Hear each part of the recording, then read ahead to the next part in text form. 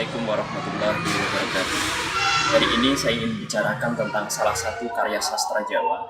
Karya ini merupakan karya yang cukup dikenal di kalangan masyarakat Jawa, terutama di kalangan kebatinan. Karya yang saya maksud adalah Serat Darmo Gandul.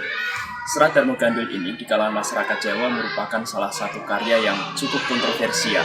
Bagaimana tidak, karya sastra ini banyak berbicara tentang Islam, tetapi dalam porsi yang tidak tepat.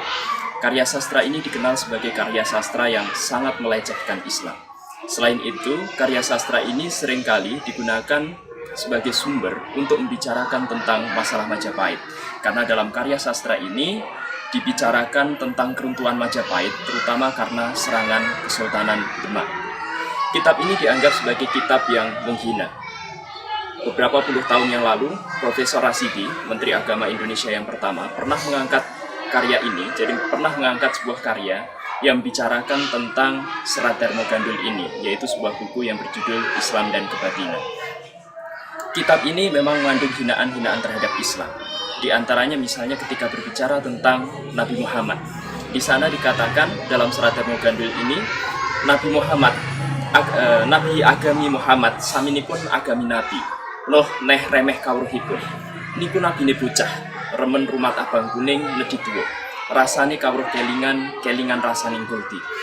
Ungkapan ini sebenarnya berusaha untuk menggambarkan reputasi dari Rasulullah Shallallahu Alaihi Wasallam. Di sana dikatakan bahwa itu adalah agama dari Nabi Muhammad, sama dengan agama yang dianut oleh Nabi Nuh. Nabi Nuh itu adalah seorang nabi yang pengetahuannya sangat remeh. Itu adalah nabi yang kekanak-kanakan.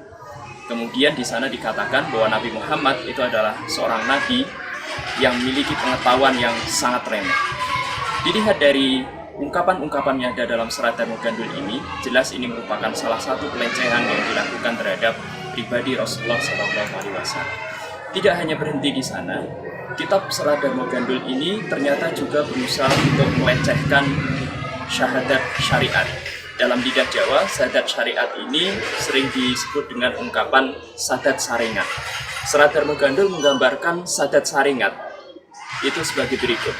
Punika sadat saringat, tegese saringat niki yen sare wadine jengat. Tarekat taren kang istri, hakikat munggil kapti, kedah rujuk estri kakung. Makrifat ngertos wikan, sarak syarat laki rabi, ngaben olo kaideno yayah rino.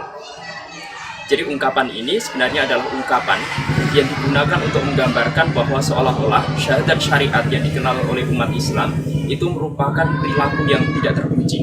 Jadi ungkapan ini digunakan untuk menggambarkan bahwa syahadat syariat itu lebih dekat dengan perilaku yang bersifat pornografi.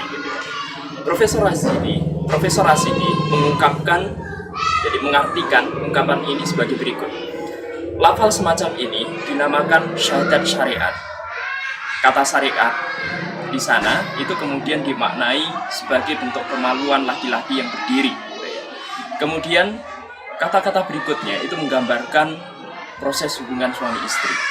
Dari sini kita bisa memahami bahwa syahadat syariat yang dikenal oleh umat Islam sebagai salah satu pintu masuk ke dalam Islam, ternyata justru di sana digambarkan dekat dengan proses hubungan suami istri. Jadi penggambaran syahadat syariat yang semacam ini tentu saja dekat dengan penggambaran yang bersifat pornografi. Selain itu, Serat Darmo Gandul itu juga berusaha untuk menafsirkan Al-Quran, tetapi tafsiran ini tentu saja tidak sesuai dengan bagaimana harusnya Al-Quran itu ditafsirkan. Misalnya Serat Darmo Gandul dalam satu bagian isinya, di sana menceritakan tentang tafsiran dari surat Al-Baqarah pada bagian awal surat Al-Baqarah. Alif Lam Mim, dzalikal kitabul la raiba fihi hudan lil muttaqin. Di sana ungkapan ini ditafsirkan seperti ini. Tetep ing alami lomo kasebut dalil Qur'ani. Alif Lam Mim, dzalikal kitabul rahibapami. Hudan lil muttaqin. Waladina tegesipun alif punika sastra urip mboten kenging pati. Lami-lami mongangge alami lomo. Alami lamin dalikal yen turu nyengkal ing wadi, tegese kitabula natap mlebu ala wadi. Tegese rahababi rahapa kang nganggo sampur. Hudan lil mutakin yen wis wuda jalu istri den muteno wadi ala jroning ala. Ungkapan yang berasal dari Serat Dharma Gandul ini lagi-lagi ternyata dibawa kepada penafsiran yang bersifat pornografi. Profesor Rasidi dalam buku Islam dan Kebatinan kemudian menerjemahkan kalimat ini sebagai berikut. Tersebut dalam dalil Quran, Alif Lam Mim, Dzalikal kitabu la raiba fihi hudan lil muttaqin. Aladina artinya menurut Serat Dharma Gandul, Dalikal itu menggambarkan bagaimana kemaluan laki-laki yang sedang mengalami ereksi. Kemudian kitabula itu digambarkan bahwa kemaluan itu kemudian bertemu dengan kemaluan perempuan secara tergesa-gesa. Raiba fihi itu digambarkan seperti seorang perempuan yang saat itu sedang menggunakan kain. Kemudian hudan itu digambarkan wanita yang telanjang, lil mutakin itu digambarkan sebagai proses persetubuhan. Nah, ungkapan-ungkapan dalam Serat Dharma Gandul di atas yang saya sebutkan tadi itu jelas merupakan ungkapan-ungkapan yang sangat melecehkan Islam. Kenapa kemudian Serat Dharma Gandul ini berisikan ungkapan-ungkapan semacam itu yang berusaha untuk melecehkan Islam sedemikian rupa sehingga istilah-istilah penting dalam Islam, bahkan istilah yang berasal dari Quran itu kemudian ditafsirkan sedemikian rupa sehingga lebih dekat dengan pemaknaan yang bersifat pornografi. Tentu ada motif penulisan kitab semacam ini. Motif-motif penulisan dari karya sastra ini bisa kita pahami dengan kita menguasai istilah-istilah yang digunakan dalam Serat Dharma Gandul. Jadi dengan kita menguasai istilah-istilah tersebut, maka motif penulisan dari karya sastra semacam ini akan bisa kita pelajari dengan baik. Pembahasan sebelumnya kita sudah membicarakan tentang isi dari karya sastra Serat Dharma Gandul yang sangat menghina Islam. Bukan hanya sekedar menghina sosok Rasulullah SAW, tetapi kitab ini ternyata juga melakukan penghinaan terhadap Al-Quran. Kenapa kitab yang sangat melecehkan Islam ini harus ditulis? Apa sebenarnya motif dari pengarang karya sastra Serat Dharma Gandul ini?